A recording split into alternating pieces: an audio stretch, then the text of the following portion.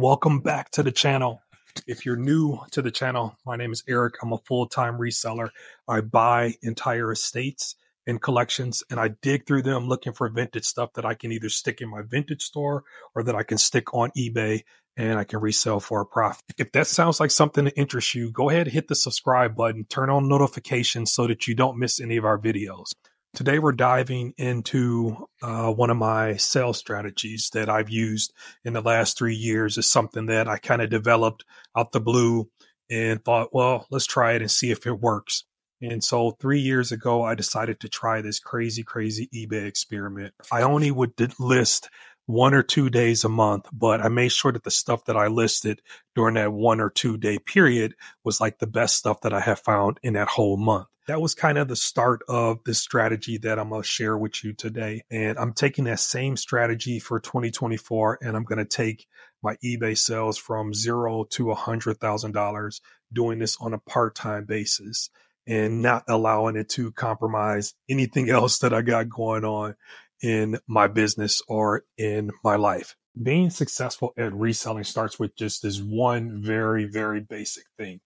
It's product selection. What are you picking to resell? For this to work or for you to not feel like it's so stressful, it starts with what it is that you're buying. I see a lot of resellers that buy marginal stuff, or they're buying things that with the intentions of saying, oh, well, if it sells in a year or so, I'll make money. That's not the philosophy to buy things with. You should be buying items that have a high sell-through ratio. You should be buying things that have a demand so that you can sell them faster.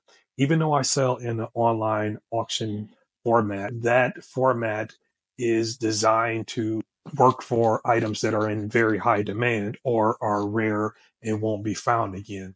I think even if you're listing in a store inventory type format, you should still be buying items that have the potential of selling really fast.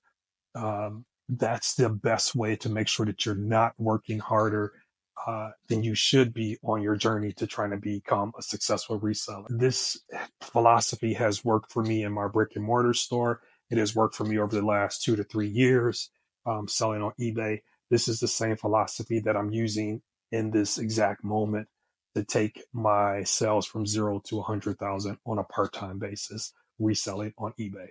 I mentioned that I like to do online auctions. 95% of what I sell is going to be resold through an online auctions. I prefer to sell my auctions at 99 cents to create kind of a bidding frenzy. It is a risky strategy. Don't get me wrong. Online auctions is a risky strategy because you don't know what these items are going to sell for. Obviously, you have the option to end your item in 12, if you got 12 hours left on eBay, but we want to sell this stuff. We want this stuff to sell. So my philosophy is I'm not listing things that I don't think are going to sell. I'm also not listing things that I'm pretty sure are not going to go for 99 cents. The same time that most people stick into researching their item to decide, what am I going to stick it in my store inventory for? And, how much is the market saying that this item is worth? How, where should I price mine? All that stuff that everybody else does when they're thinking about listing an item in their store inventory. I do the same kind of research to decide if the item is worthy of it being listed as an online auction for that particular week or that particular month or whenever I'm listing the item. This is a way of doing resale that I became very comfortable with being an auctioneer, running an auction house. You have to learn to let the market dictate the value of something. There is a threshold that people think items are worth. There's, a threshold that items can be bought at that you can make money on based on what they actually are worth. I try to take both of those factors and put them together in deciding what goes into an online auction. I also take both of those factors and put them into my way of reselling. By letting the market determine a value on things for me, I got this constant, ongoing kind of like tally in my head of what it is I'm buying, what it is that it's selling for, what I paid for it. And over the years, it allows me to be in the market. It allows me to be current in the market by knowing exactly what stuff is valued at, where I don't have to always research things or look things up when I'm out. I'm in a house picking, or I'm at a garage sale, or I'm at a flea market, or wherever it is, an antique store, wherever it is that I'm buying the items that I'm trying to resell. Because I'm constantly running auctions, I'm getting real time data of what the market is paying for certain stuff. If I want to hold out on things or wait for me to get a certain amount for things, that's the stuff that I put into my vintage store in Milwaukee, BC Modern. It's full of things that are very similar to what I put on eBay. The difference is I'm focused on a certain time period, the 50s through the 70s. I'm looking for, things that are unusual, things that are in high demand, things that you will probably not see many of.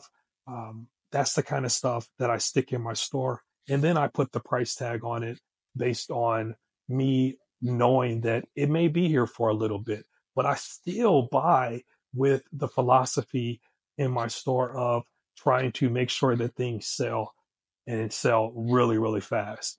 We sell 60 to 70% of our inventory every single month when we open our store. When I list on eBay, my percentage is, I'm hoping to be the same, if not a higher percentage. But if I can get to 70% and hit my benchmarks of 125 items, $66 minimum sales price every single month, that's how I get from zero to $100,000 without stressing myself out and without allowing it to take over my life more than anything. And learning how to balance eBay with my life is a new piece to my new journey on eBay. The reason I say that is because before, when I was a full time eBay seller, I allowed it to take over my life, and that led to burnout for myself. Coming back to the platform, I wanted to make sure that I didn't do that again. I wanted to make sure that the balance was around my life, around my family, and around my store. And so to do those kind of things, I came up with a listing time schedule for myself to make sure that I can hit that 125 listings every single month. And, part of that schedule is 2 to 3 days a week. I list my items on eBay after I pick up my daughter from school. 2 to 3 days a week, 2 to 3 hours every time. Sometimes it's 2 days, sometimes it's 3 days, sometimes it's one day. I know I got to sell 125 items in every single month just to hit my goal. I think it's good for everybody to have goals. I think it's best that you set something as a realistic goal. I didn't pull that number out the air. This is something that I've already got data from last year to support, saying this is how I can do it. This is what I've done in the past. This is how I can take that and make, forecast what I could do for the future, not to strain myself, but to, just keeping on the same path that I've already done and been successful at. I list during those time periods. I list when I pick up my daughter 2 to 3 times a week, 2 to 3 hours at a time. I'm not concerned with a huge number of listings. I'm concerned with just trusting the process and listing the items that I've already pre-selected to list. Did you catch that? Pre-selected. I don't just randomly sit down and be like, hey, I'm going to list this entire shelf. It doesn't work like that. Everything that I'm listing has already been sorted. You're looking at, I'm in my BC Modern Depot right now. The things that I'm listing on eBay have already been sorted through the mountains of stuff that I bring in. There's an entire section in this space that's just for eBay items. I know that at any time I can pull anything from that shelf and list it on eBay. Knowing that, I'm not concerned with the dollar amount of what the item will potentially sell for.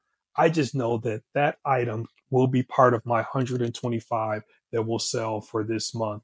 And that's all that matters. That takes a huge amount of guesswork and time that you would stick into listing on eBay out of the equation. Now, it takes some prep work on my part, but you're already sorting a lot of stuff that comes into you anyways. You might as well make a section that's, well, this just for myself. I mean, results may vary, but for me, it makes sense to have a section that's just like, okay, that's all eBay stuff. That's no brainer. This is all my store stuff. This is all clothes. This is the pile of stuff that still needs to get gone through. That's the section of, so you get my drift. Like, it takes some prep work ahead of time to be able to do something like this. But if you put the prep work in, it makes the time that you stick into it that much more impactful. And that's what we're trying to do, is have this be impactful in a short period of time so that it doesn't affect anything else that's going on in my world. So last thing I want to cover is batch listings. To me, a batch listing amount or day is I call it like a marathon, like my boy Nipsey Hussle used to say, it's a marathon hustle. So, you know, you're not, you're not in a rush. You're taking your time and trying to get as many done as possible. So I do believe in batch listing days. And for myself, that may look a little different than most people. Most people I see, they're listing things in a store inventory, and so they're listing every day to feed an algorithm. And so that's almost like batch listing. If you're putting up 10 items a day, 20 items a day, that's a batch listing day to me. My batch listing is literally just one day a month. Remember, I'm only trying to sell 125 items in a single month. I'm not going crazy. I know exactly what I want to achieve. I'm not comparing my numbers to anybody else's. I know exactly what I want out of that platform and what I'm willing to give up for that platform too. So my batch listing is just one day a month where I might do 30, 40, 50 items in one day, but it's so impactful for my bottom line because I'm trying to only do 125. So that is another piece that's very important. It's probably one of the most important pieces to what it is that allows the possibility of going from 0 to 100,000 on a part-time basis, focused on quality items. The quality items that I'm listing have a good sell through ratio, scheduling time focused on making sure I get one batch listing day a month. There you have it. That's my strategy for how I'm going to go from 0 to 100,000 part time reselling on eBay. Now, if you have enjoyed this video, please give me the thumbs up.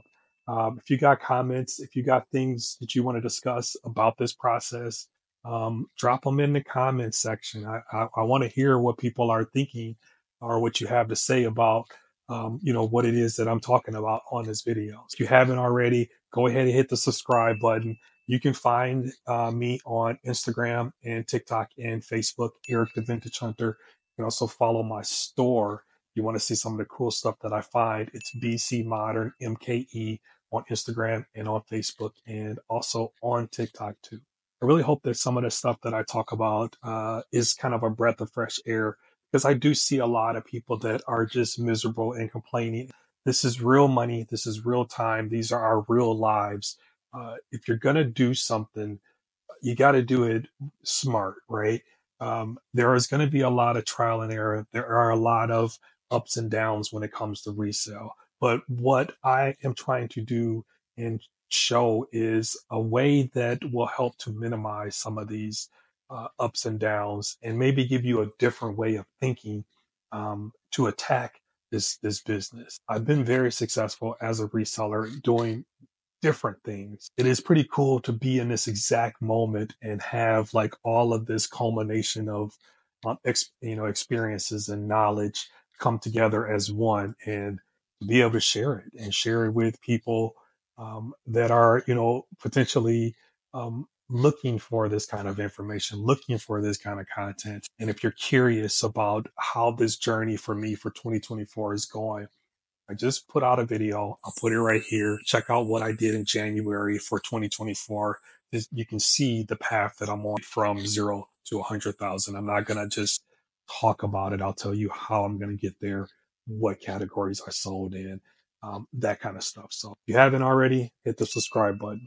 Happy reselling. Even if you ain't a reseller, thank you for watching. And yeah, we'll see you on the next one.